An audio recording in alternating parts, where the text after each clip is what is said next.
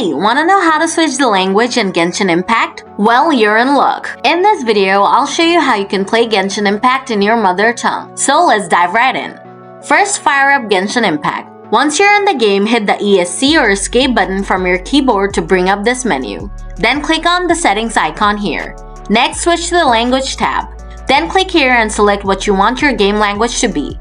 And the game will just take a moment to switch to that language. If you want to change the voiceover language, click here and choose the language you want. If you're up for a full-on anime vibe, switching the voiceover language to Japanese is the way to go.